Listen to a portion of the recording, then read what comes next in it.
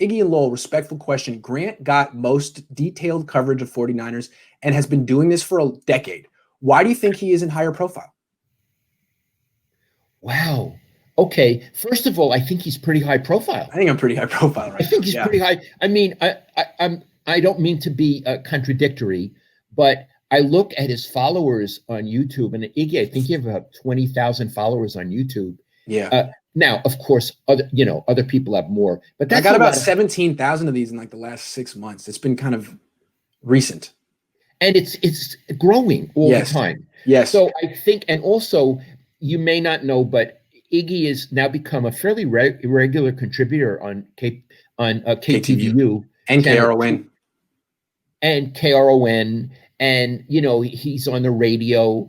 People from other parts of the country call him up. So here's what I want to say.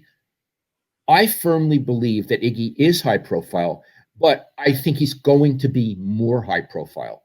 What I want to say is, I think this is a very early stage of Grant's. He's only 32, a very early stage of his career. He started at the Press Democrat, which is a paper I love, but I don't think they used him enough. I don't think they featured him enough. And they were in a position of declining, like all newspapers, their readership was declining. So I think he's got probably a bigger audience now than ever. And I assume Iggy's really going places. That's how I look at it. And, I only have 13,000 followers on Twitter, and Matt Mayoko has about 100,000, which is great. So I don't know, maybe some Niner fans don't want to admit that they read me, but all I know is my YouTube channel gets more than 2 million views a month. So that's a lot. So whether or not people are following me on Twitter or not, I feel like every 49ers fan is watching my stuff. And I wonder if the other writers locally started a YouTube channel, if they could get 2 million views a month. That's a lot of views. So I feel like my profile is pretty good right now. Yeah. And Iggy, as far as I know, none of the other local beat writers has a YouTube channel. They don't even try. It's hard. It's a humbling thing. And you start off real slow. I want to say one other thing. When Iggy was at the Press Democrat, he did a blog called Inside 49ers. And you correct me if I'm wrong, but the executive editor told us that you called it page views on your blog. He had 2 million a year. A year. Now I get 2 million a month. Yeah, well, now you get 2 million a month. But even so, Iggy, 2 million a year was a big deal at the Press Democrat. It was. And so Iggy actually has had a profile, and it's growing and growing and growing. But, that's a wonderful question, and thank you. Thank you. All right, next question. Very off topic, but I'm on chapter 52 of Gloves Off and love it. Any book recommendations for when I finish? And Grant, what did that reporter ask for you to react like that in your profile picture? LOL. You first, and then I'll go. That's a tough question. What other sports books do I like? Well, Rough Magic, I would have to say, is a good one. Okay, Rough Magic is what I wrote on Bill Walsh, and it's a book I'm proud of. And by the way, thank you so much for getting and reading Gloves Off. Thank you. Good sports books. Anything by John Feinstein, Feinstein. He's written some wonderful stuff. There's that other book, Friday Night Lights, by Buzz Bissinger, which is about high school football in Texas, and it's just a classic. Those are 3 books I would say for starters. Okay, that's a good one.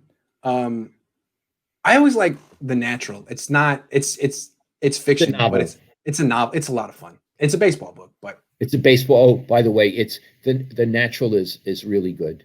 Oh God, yes, Bernard Malamud. It's written by a Jew, from. Grant doesn't get more recognition because he tells the truth. People today don't want criticism; they want to be told how good they are.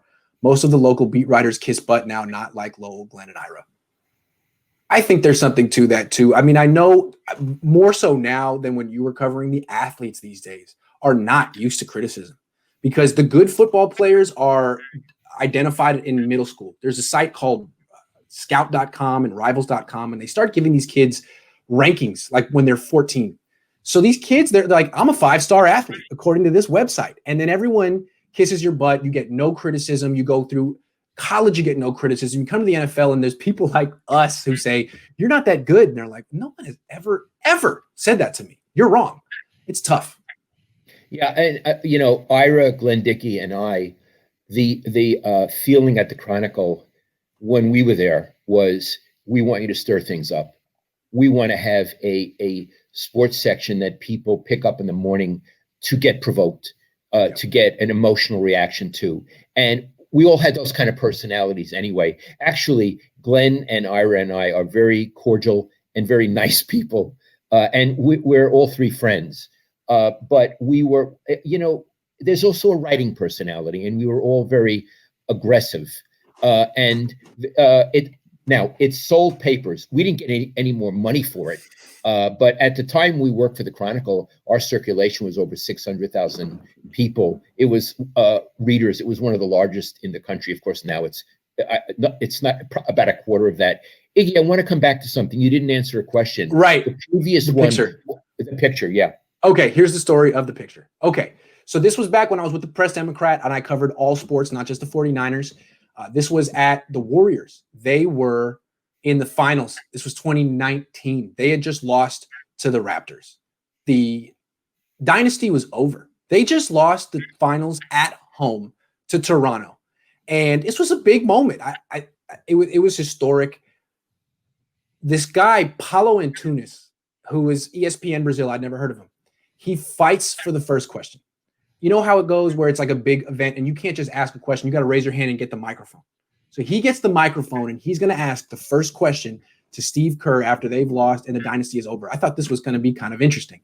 And he asks Steve, it's a tough time for your team, but I just couldn't help but notice in the second half there, your guys just no quit. They're just diving on the ground, going after loose balls. It's almost a direct quote. How proud are your guys for their effort in this game? And I just it was a really long drawn out question. One of those questions that you hear from like TV people that almost are asking it so they can just get their voice on the clip. It was a really long drawn out question. And when I realized where he was going, I was like, no, you're not. You're really, the first question that gets asked in this historic moment is how proud of your team for your effort. This isn't JV basketball. These are the Warriors. This is the greatest basketball team maybe ever. And they have to answer the participation effort question. First off, I was like, couldn't believe, get out of here, man. It's like if I had gone to Brazil after the biggest game of the greatest Brazilian soccer team ever and fought for the first question and was like, hey, coach, I'm from out of town and I don't really understand this game, but how proud are your guys that you lost 5-0, but they were really getting their all out there. What do you say about that? I just couldn't believe it. The chutzpah. I can tell you that every legit journalist in that room wanted to puke. It's not a legit question. It's not a legit question. It's not a question. It's a kissing butt question. It's like, hey, I know you're really having a tough time. You just lost and you're uncomfortable. Let me start this off with a softball question to set the tone and so everyone else is nice to you. We're going to be nice to you today, coach. No, man, let's do business. Ask a real question or pass the mic. Yep. So and that question, that look was for anyone in the future who wants to do something like that again. Don't do it. We're journalists, we're not friends of Steve Kerr. Hey, Steve, I'm sorry. First question, Steve, I feel bad for you. Second question, Steve, put a smile on your face. We still like you. Hey, Iggy, I want to tell you something. You may remember this. I don't want to use any names. Yes. There was a time, there was a young guy covering the Niners, and I hadn't met him. And he came in when we used to be in a trailer down there. And he walked in and he was telling everybody, I got autographs. I got autographs. So I'm not going to mention James. I got Michael James autograph. I got autographs. I got Michael James autograph.